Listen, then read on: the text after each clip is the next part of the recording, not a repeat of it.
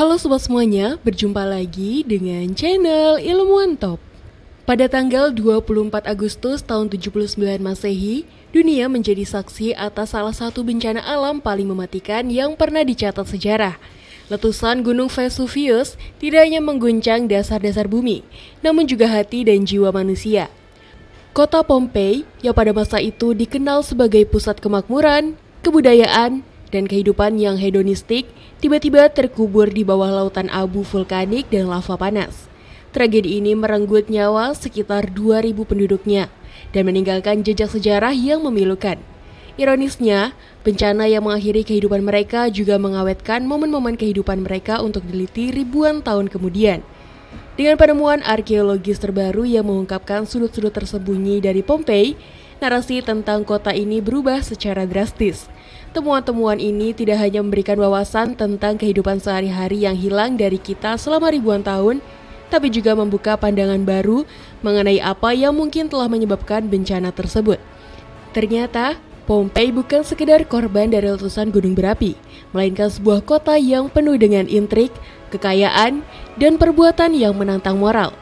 Dalam video kali ini, channel Ilmuwan Top akan bahas untuk kalian 19 temuan baru yang belum pernah terungkap sebelumnya tentang Pompei, kota maksiat yang diazab murka Tuhan, yang sangat mengejutkan dan berpotensi mengubah segalanya tentang pemahaman kita terhadap kota yang tertimbun ini. Tapi sebelum masuk ke inti video, kita ingetin kalian jangan lupa like dan subscribe agar channel sederhana ini tetap bisa memberikan manfaat pada semua orang. Tanggal letusan. Secara tradisional, tanggal letusan Vesuvius ditetapkan pada 24 Agustus 79 Masehi, berdasarkan surat Pliny the Younger kepada sejarawan Tacitus. Dalam surat tersebut, Pliny menceritakan pengalamannya mengamati letusan dari kejauhan. Namun, penemuan arkeologi baru menunjukkan kemungkinan bahwa tanggal letusan Vesuvius bisa jadi lebih lambat dari yang diyakini sebelumnya. Bukti-bukti seperti analisis koin dan prasasti, serta kondisi tanaman yang terkubur di Pompei menunjukkan bahwa letusan mungkin terjadi pada bulan Oktober atau November tahun 79 Masehi.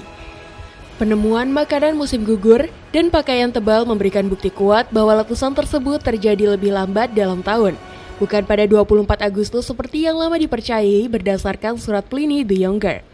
Makanan yang ditemukan seperti buah-buahan yang belum dipanen dan sisa-sisa sayuran menunjukkan bahwa letusan itu terjadi selama atau setelah musim panen, lebih konsisten dengan bulan Oktober atau November.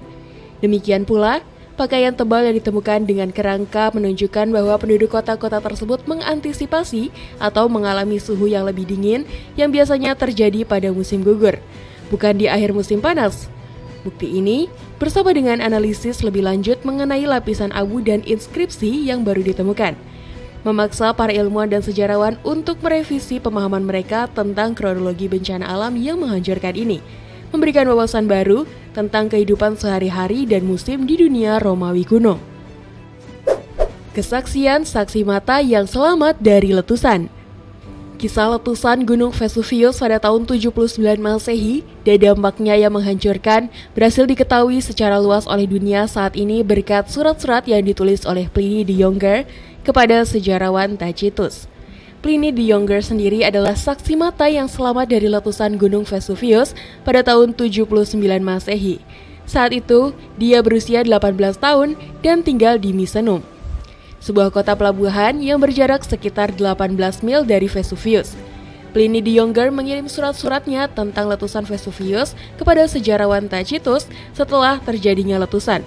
Surat-surat tersebut ditulis dalam beberapa tahun setelah letusan, yaitu antara tahun 80 dan 89 Masehi. Dalam surat-suratnya kepada sejarawan Tacitus, Pliny the Younger menceritakan bagaimana gambaran detail tentang letusan Gunung Vesuvius yang mengerikan pada tahun 79 Masehi. Tidak hanya dari apa yang dia lihat sendiri dari kejauhan, tetapi juga kisah-kisah mengerikan yang dia dapatkan dari orang-orang yang melarikan diri dari Pompei, termasuk kisah paling tragis yang dialami oleh pamannya sendiri. Elder, seorang laksamana Romawi yang terkenal. Elder memimpin armada Romawi di Misenum dan berusaha menyelamatkan orang-orang yang terjebak di kota-kota yang terancam. Namun, sayangnya dia malah menghirup gas beracun saat mencoba menyelamatkan orang lain dan akhirnya dia pun meninggal. Pliny the Younger juga menuliskan bahwa saat letusan terjadi, awan abu tebal dan tinggi keluar dari gunung, menyelimuti langit dan menyebabkan kegelapan di siang hari. Fenomena ini sangat mengejutkan dan menimbulkan ketakutan di antara penduduk. Lebih mengerikan lagi, hujan panas dan mematikan dari abu, batu apung, dan gas turun ke kota-kota Pompei dan Herculaneum. Hujan piroklastik ini menelan kedua kota dan penduduknya, mengubur mereka dalam abu dan lava. Pliny menuliskan gambaran kepanikan dan ketakutan yang melanda orang-orang saat mereka berusaha melarikan diri dari bencana alam ini. Suara gemuruh gunung berapi, hujan panas yang membakar, dan kegelapan yang menyelimuti siang hari menciptakan suasana yang penuh kengerian. Orang-orang berusaha menyelamatkan diri dan berlari ke tempat yang aman, namun banyak yang tidak berhasil dan terkubur dalam bencana ini. Surat-surat Pliny the Younger memberikan kesaksian langsung tentang letusan Vesuvius dan dampaknya yang tragis akhirnya membantu para ilmuwan modern memahami kengerian yang dialami oleh penduduk Pompei pada hari itu. Villa Misteri. Di kota Pompei yang hancur karena letusan Gunung Vesuvius, ditemukan sebuah rumah besar yang kemudian dikenal sebagai Villa Misteri. Villa Misteri ini terkenal karena lukisan-lukisan dindingnya yang luar biasa, yang menceritakan tentang upacara khusus yang berkaitan dengan pemujaan Dionysus, dewa-dewa anggur, kesuburan, teater, dan ritual religius.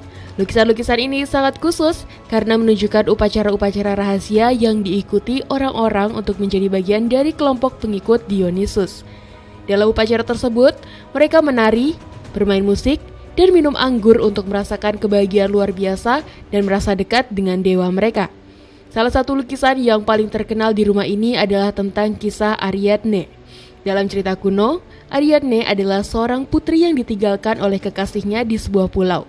Kemudian, Dionysus menemukannya dan jatuh cinta padanya. Lalu, mereka menikah. Lukisan ini menunjukkan momen bahagia mereka bertemu dan jatuh cinta. Lukisan-lukisan di Villa Misteri bukan hanya menggambarkan tentang pesta dan kesenangan masyarakat Pompei waktu itu, tapi juga menunjukkan bahwa upacara-upacara tersebut memiliki makna lebih dalam, seperti merasa menjadi satu dengan alam dan dewa. Villa Misteri memberikan kita gambaran tentang bagaimana orang dulu berusaha memahami dunia di sekitar mereka dan mencari kebahagiaan melalui hubungan dengan para dewa. Kesehatan gigi penduduk Pompei yang luar biasa. Di balik reruntuhan Pompei yang terkubur selama berabad-abad, terdapat sebuah rahasia yang tersembunyi. Rahasia tentang senyum Pompei. Sebuah penemuan arkeologi yang menunjukkan kesehatan gigi yang luar biasa dari masyarakat Pompei. Salah satu faktor utama yang berkontribusi terhadap kesehatan gigi penduduk Pompei adalah diet mereka.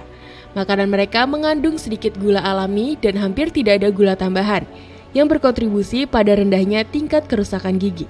Lebih lanjut, makanan kaya serat membantu membersihkan gigi dan gusi selama makan, mengurangi risiko penyakit gusi. Selain itu, lingkungan vulkanik di sekitar Pompei yang pada awalnya membawa kehancuran, mungkin juga telah membawa manfaat kesehatan yang tak terduga. Kandungan mineral alami, terutama fluorin dalam air dan tanah yang terpengaruh oleh aktivitas vulkanik, dipercaya secara alami melindungi gigi penduduk dari kerusakan. Fluorin yang sekarang ditambahkan ke banyak pasta gigi dan sumber air minum sebagai pencegah kerusakan gigi mungkin telah tersedia secara alami bagi warga Pompei, memberi mereka perlindungan tambahan terhadap pembentukan lubang di gigi mereka. Kuda Pompei. Di antara reruntuhan Pompei yang terkubur selama berabad-abad, terdapat kisah tentang kesetiaan, kekuatan, dan status sosial. Kisah tentang kuda Pompei. Sebuah penemuan arkeologi yang membuka jendela menuju peran penting kuda dalam kehidupan masyarakat Pompei. Para arkeolog menggali sebuah kandang kuda di Pompei. Di dalam kandang ini, mereka menemukan 3 kerangka kuda yang masih lengkap dengan pelana dan tali kekang. Penemuan ini mengejutkan para arkeolog dan memberikan informasi baru tentang peran kuda dalam masyarakat Pompei. 2 dari 3 kuda yang ditemukan di kandang ini memiliki pelana militer. Pelana militer pada kuda tersebut bukan hanya menunjukkan status pemiliknya, tetapi juga mengindikasikan keberadaan struktur militer yang terorganisir di Pompei, yang membutuhkan kuda sebagai bagian dari kekuatan militernya. Kemungkinan besar, kuda ini digunakan oleh kavaleri Romawi. Kavaleri adalah pasukan elit yang menggunakan kuda untuk berperang. Pelana itu sendiri diperkaya dengan ornamen dan kerajinan tangan yang rumit. merupakan karya seni yang mencerminkan teknologi dan estetika zaman itu. Kuda adalah hewan yang sangat penting dalam masyarakat Romawi. Mereka digunakan untuk transportasi, peperangan, dan hiburan. Kuda juga merupakan simbol status sosial. Hanya mereka yang memiliki kedudukan sosial dan ekonomi tinggi yang mampu memelihara kuda. Apalagi kuda dengan pelana militer yang menunjukkan keterlibatan pemiliknya dalam fungsi militer atau kegiatan kenegaraan. Santapan suci. Di balik reruntuhan Pompei yang terkubur selama berabad-abad, tersembunyi sebuah kisah tentang keyakinan dan ritual keagamaan masyarakat Romawi kuno. Para arkeolog menemukan sebuah larium atau tempat suci kecil yang seringkali ditempatkan di area yang paling suci dalam rumah, di mana anggota keluarga dapat memberikan persembahan, berdoa, dan merenung dalam kesendirian atau bersama-sama. Altar di larium yang ditemukan ini ditemukan makanan, minuman, dan barang-barang lain yang dipersembahkan kepada dewa-dewa pelindung sebagai tanda penghormatan dan permohonan untuk perlindungan serta kemakmuran. Lukisan dinding yang menghiasi larium tersebut menggambarkan dewa-dewa dan makhluk mitologis, menampilkan adegan-adegan yang melukiskan mitologi Romawi dengan warna-warna yang hidup dan detail yang kaya. Melalui gambar dan adegan tersebut, penduduk Pompei menyatakan keyakinan mereka dan menghormati dewa-dewa yang mereka percayai memiliki kekuasaan atas alam semesta dan kehidupan sehari-hari. Dewa-dewa pelindung seperti Lares dan Penetas dianggap sebagai penjaga rumah tangga, melindungi terhadap roh jahat, dan membawa kesejahteraan pada penghuninya. Praktik keagamaan di larium mencerminkan kepercayaan bahwa kehidupan spiritual dan material tidak dapat terpisahkan. Dengan memberikan persembahan kepada dewa-dewa, warga Pompei berusaha memastikan keseimbangan dan harmoni dalam kehidupan mereka. Korban letusan terungkap dengan metode pencetakan plaster. Pada tahun 1860-an, Giuseppe Fiorelli, seorang arkeolog Italia, menemukan sebuah teknik inovatif untuk mempelajari sisa-sisa korban letusan. Teknik ini yang disebut pencetakan plaster, memungkinkan para arkeolog membuka jendela ke momen-momen terakhir korban letusan, memberikan pandangan yang sangat emosional dan pribadi tentang tragedi tersebut. Teknik pencetakan menggunakan plaster diperkenalkan oleh Giuseppe Fiorelli pada tahun 1863, memungkinkan arkeolog untuk mengabadikan bentuk terakhir dari korban-korban letusan Vesuvius. Saat lapisan abu dan piroklastik mengeras di sekitar tubuh mereka, rongga-rongga di mana tubuh-tubuh tersebut terurai terbentuk. Dengan menuangkan plaster ke dalam rongga-rongga tersebut, bentuk eksternal tubuh korban dapat direkonstruksi, menangkap pose terakhir mereka dalam detail yang mengharukan. Bentuk teknik ini, wajah-wajah ketakutan, pelukan terakhir antara anggota keluarga, dan postur tubuh yang mencoba melindungi diri dari hujan abu terungkap. Cetakan plaster ini memberikan pandangan yang emosional tentang tragedi Pompei. Mereka memungkinkan kita untuk melihat wajah-wajah korban dan merasakan penderitaan mereka. Ibu dan anak yang terkubur bersama. Di tengah kepanikan dan kekacauan yang mengikuti, sebuah kisah tragis terungkap. Tertinggal di balik lapisan abu yang tebal, kisah seorang ibu dan anaknya. Dalam suasana yang mencekam, dengan debu dan abu menutupi sinar matahari, seorang ibu berusaha melindungi anaknya. Tak ada yang bisa dilakukan selain mencari perlindungan terakhir dari amukan alam yang tidak kenal ampun ini. Reruntuhan yang ditemukan oleh para arkeolog berabad-abad kemudian mengisahkan momen terakhir mereka bersama. Sebuah potret memilukan dari dua nyawa yang terjebak dalam cengkeraman bencana. Ibu tersebut ditemukan dalam posisi yang melindungi, tubuhnya membungkuk, seakan-akan mencoba membentuk perisai untuk anaknya dari abu dan debu yang mematikan. Anak kecil itu terjepit erat di antara lengan ibunya, menunjukkan ikatan yang tak terpisahkan bahkan dalam menghadapi kematian. Ekspresi wajah mereka yang terabadikan oleh plaster menawarkan jendela ke jiwa mereka yang terperangkap dalam saat-saat terakhir hidup. Korban tanpa kepala. Di antara runtuhan Pompei yang terkubur selama berabad-abad, terdapat banyak kisah tragis yang terkubur bersama. Salah satu kisah yang paling menarik perhatian adalah kisah korban tanpa kepala. Sebuah kerangka yang ditemukan pada tahun 1930-an tanpa kepala dan dengan batu besar di dekatnya. Selama bertahun-tahun, diasumsikan bahwa korban ini meninggal karena tertimpa batu besar tersebut. Namun, analisis baru menunjukkan bahwa bukan itu yang terjadi. Pada tahun 2018, para arkeolog melakukan analisis ulang terhadap kerangka korban tanpa kepala. Mereka menggunakan teknologi pemindaian dan analisis forensik terbaru untuk mempelajari kerangka dan batu di dekatnya. Hasilnya menunjukkan bahwa korban ini tidak meninggal karena tertimpa batu.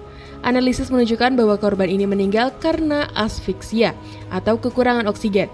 Para arkeolog percaya bahwa korban ini kemungkinan besar terjebak dalam asap panas dan beracun yang dikeluarkan oleh letusan Gunung Vesuvius. Asap ini sangat panas dan tebal dari gas vulkanik dan material piroklastik yang bisa mencapai kecepatan hingga 700 km per jam dan suhu lebih dari 100 derajat Celcius yang mampu membunuh hampir seketika. Kemudian, tidak lama setelah korban meninggal, batu besar yang ditemukan di dekatnya mungkin terguling atau terlempar oleh kekuatan letusan dan jatuh di lokasi korban berada, menciptakan kesan bahwa batu tersebut adalah penyebab langsung kematian. Anjing Pompei yang terikat, mati dengan tragis. Di tengah reruntuhan Pompei, ditemukan sebuah cetakan dari seekor anjing yang terikat, memperlihatkan dengan jelas dan menyentuh tentang tragedi yang tidak hanya menimpa manusia, tapi juga hewan yang hidup bersama mereka. Anjing tersebut ditemukan melalui teknik pencetakan plester yang sama dengan digunakan untuk mengabadikan korban manusia. Terlihat dalam pose yang menunjukkan keputusasaan dan ketakutan. Terikat dan tidak mampu melarikan diri dari hujan abu panas dan gas beracun yang mendekat. Anjing malang itu menderita nasib yang tragis. Posisi tubuhnya yang terkurung dalam cetakan plaster menggambarkan perjuangan terakhirnya untuk lepas dari ikatan yang menahannya, mencoba mencari keselamatan yang mustahil ditemukan. Kisah anjing yang terikat ini menarik perhatian, tidak hanya karena mengungkapkan penderitaan hewan selama bencana, tetapi juga karena menyoroti hubungan antara manusia dan hewan peliharaan mereka di Pompei. Taman para pengungsi. Di tengah reruntuhan Pompei yang membeku dalam waktu, terdapat sebuah area yang dikenal sebagai Taman Para Pengungsi. Di sini, terukir sebuah kisah tragis tentang 13 orang yang berusaha melarikan diri dari letusan Gunung Vesuvius yang dahsyat pada tahun 79 Masehi. Tubuh mereka terkubur dalam abu vulkanik, meninggalkan jejak terakhir mereka dalam bentuk gips yang mengesankan. Taman ini ditemukan pada tahun 1980-an saat penggalian arkeologi. Para arkeolog menemukan rongga-rongga di tanah yang terisi dengan abu vulkanik. Ketika mereka menuangkan gips ke dalam rongga tersebut, hasilnya adalah patung-patung manusia yang terperangkap dalam pose terakhir mereka saat berusaha melarikan diri. Di antara para pengungsi ini terdapat seorang wanita muda yang sedang memeluk anaknya, seorang pria tua yang terduduk dengan tongkatnya, dan dua orang kekasih yang berpegangan tangan erat. Ekspresi wajah mereka menunjukkan ketakutan, keputusasaan, dan rasa sakit. Pose mereka yang membeku menceritakan kisah perjuangan mereka untuk bertahan hidup di tengah bencana alam yang dahsyat. Wanita yang sedang mengandung janin berusia 36 minggu. Di antara reruntuhan Pompei yang membeku dalam waktu, terkubur sebuah kisah tragis tentang seorang wanita hamil dan janinnya yang berusia 36 minggu. Fosil mereka yang ditemukan pada tahun 2018 memberikan kesaksian bisu tentang korban terkecil dari tragedi letusan Gunung Vesuvius pada tahun 79 Masehi. Penemuan ini merupakan yang pertama kalinya di Pompei dan memberikan informasi berharga tentang kehamilan dan persalinan di zaman Romawi kuno. Fosil tersebut menunjukkan bahwa wanita tersebut berusia sekitar 30 tahun dan meninggal saat berusaha melarikan diri dari letusan gunung berapi. Posisi janin dalam rahim menunjukkan bahwa wanita tersebut sedang hamil tua dan kemungkinan akan melahirkan dalam beberapa minggu. Para arkeolog menggunakan teknik micro CT scan untuk mempelajari fosil tersebut dengan lebih detail. Hasil scan menunjukkan bahwa janin dalam kondisi yang baik dan memiliki semua organ tubuh yang normal. Hal ini menunjukkan bahwa wanita tersebut memiliki kesehatan yang baik dan janinnya berkembang dengan normal. Hancur dalam 15 menit. Letusan menghasilkan awan panas yang mengubur kota hanya dalam waktu sekitar 15 menit. Letusan ini menghasilkan awan panas dan abu vulkanik yang menyelimuti kota dan sekitarnya, mengubur Pompei dan penduduknya dalam waktu singkat. Berdasarkan penelitian para ahli, letusan Vesuvius terjadi dalam beberapa tahap. Tahap pertama dimulai dengan gempa bumi kecil yang terjadi beberapa hari sebelum letusan utama. Gempa bumi ini menyebabkan kerusakan pada bangunan di Pompei dan membuat penduduknya panik. Tahap kedua, letusan Vesuvius dimulai dengan erupsi gunung berapi yang mengeluarkan asap dan abu vulkanik ke atmosfer. Awan panas dan abu ini terus mengikat dan akhirnya mencapai Pompei. Awan panas ini memiliki temperatur yang sangat tinggi, mencapai 600 derajat Celcius, dan mampu membakar dan membunuh orang-orang yang terkena secara langsung. Tahap ketiga dan terakhir letusan Vesuvius adalah aliran lava yang mengalir dari gunung berapi. Aliran lava ini menghancurkan bangunan dan infrastruktur di Pompei dan sekitarnya. Berdasarkan penelitian terbaru, para ahli memperkirakan bahwa Pompei hanya membutuhkan waktu sekitar 15 menit untuk terkubur sepenuhnya oleh awan panas dan abu vulkanik. Kecepatan letusan yang sangat cepat ini membuat penduduk Pompei tidak memiliki waktu untuk melarikan diri. Roti Pompei. Penemuan menyatakan bahwa warga Pompei menikmati makanan jalanan termasuk roti yang dijual di Thermopylae. Salah satu penemuan menarik adalah bukti tentang kebiasaan kuliner mereka, termasuk roti yang menjadi makanan pokok di zaman Romawi kuno. Penemuan roti Pompei memberikan informasi berharga tentang kebiasaan makan dan budaya kuliner masyarakat Pompei sebelum letusan Gunung Vesuvius pada tahun 79 Masehi.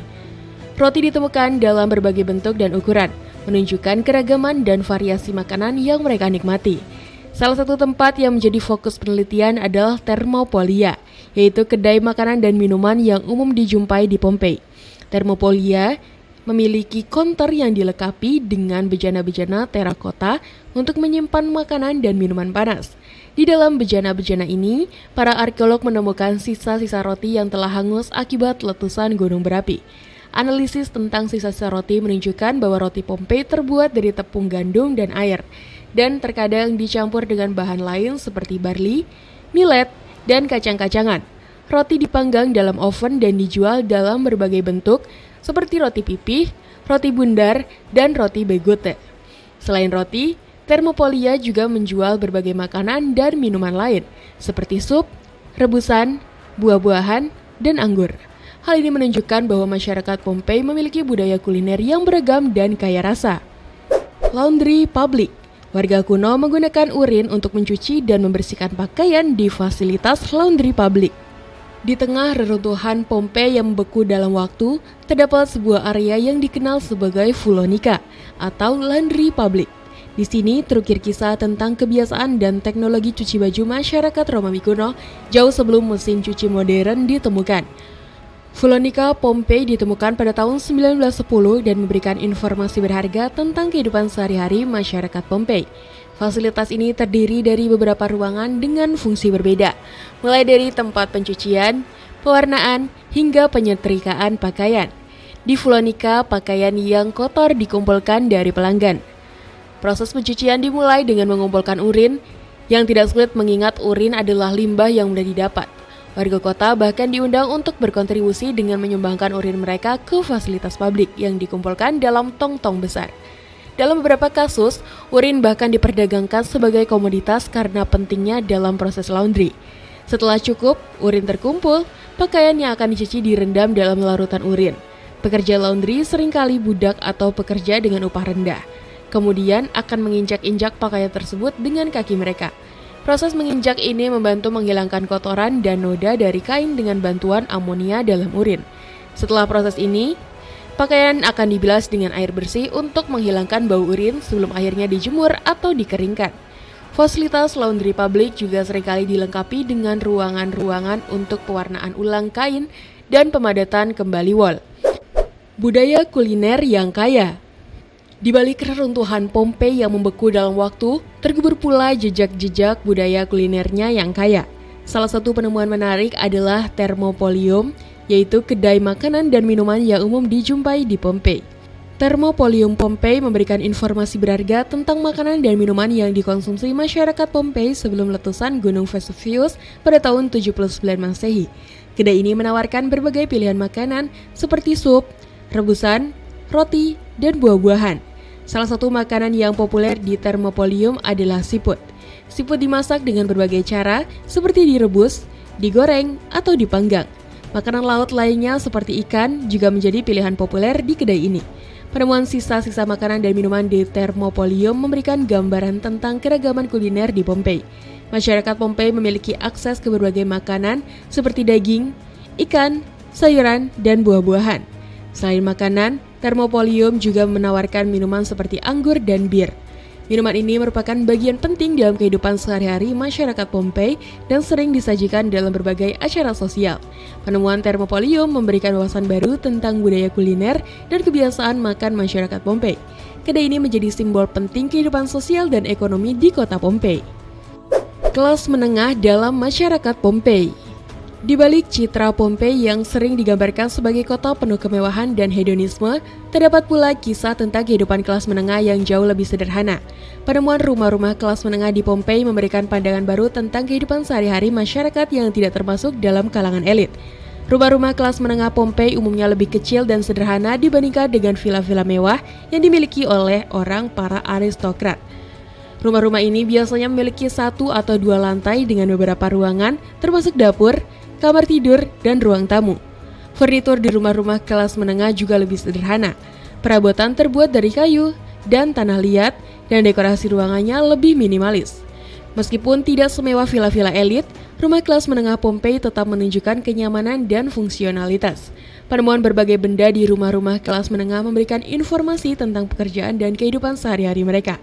Alat-alat tenun dan peralatan masak menunjukkan bahwa banyak penduduk kelas menengah bekerja sebagai pengrajin dan pedagang. Penemuan lukisan dinding dan patung-patung kecil menunjukkan bahwa meskipun tidak sekaya dan elit, kelas menengah Pompei tetap memiliki minat pada seni dan budaya. Kehidupan kelas menengah Pompei menunjukkan bahwa terdapat keragaman sosial dan ekonomi di kota tersebut. Stabian, kompleks pemandian tertua di Pompei. Kompleks pemandian tertua di Pompei menunjukkan pentingnya kebersihan dan sosialisasi dalam kehidupan Romawi kuno. Di antara reruntuhan Pompei yang membeku dalam waktu, terdapat sebuah kompleks pemandian yang dikenal sebagai pemandian Stabian. Dibangun pada abad ke-4 sebelum Masehi, pemandian ini merupakan yang tertua di Pompei dan memberikan wawasan berharga tentang pentingnya kebersihan dan sosialisasi dalam kehidupan masyarakat Romawi kuno. Pemandian Stabian terbagi menjadi 2 bagian, yaitu bagian pria dan wanita. Masing-masing memiliki ruangan-ruangan yang berbeda seperti ruang ganti, ruang pemanasan, ruang air dingin, ruang air panas, dan ruang uap. Ruang ganti dilengkapi dengan loker-loker untuk menyimpan pakaian dan barang-barang pribadi. Ruang pemanasan memiliki lantai yang dipanaskan dengan sistem hypocaust, yaitu sistem pemanas bawah tanah yang menggunakan udara panas.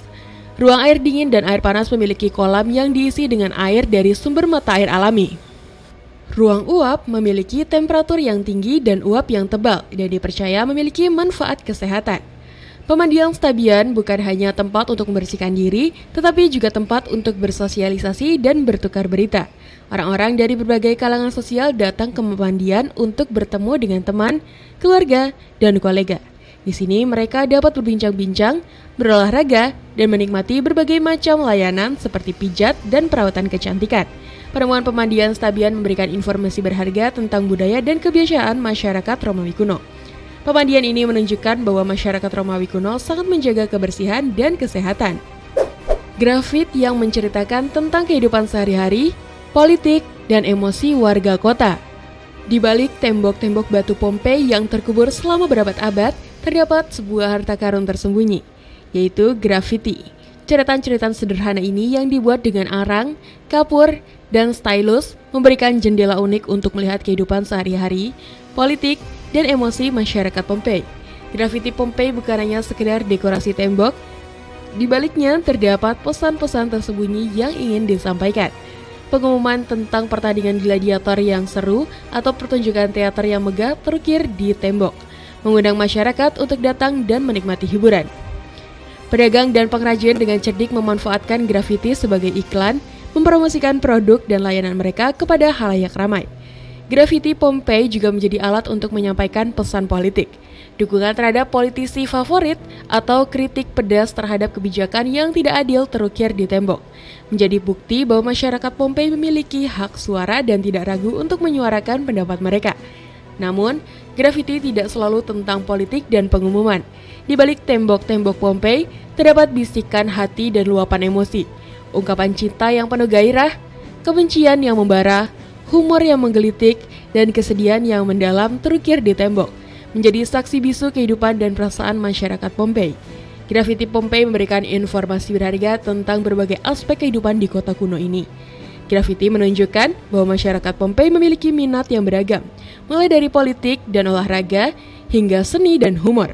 Grafiti juga menunjukkan bahwa masyarakat Pompei tidak takut untuk mengungkapkan pendapat mereka, bahkan terhadap orang-orang yang berkuasa.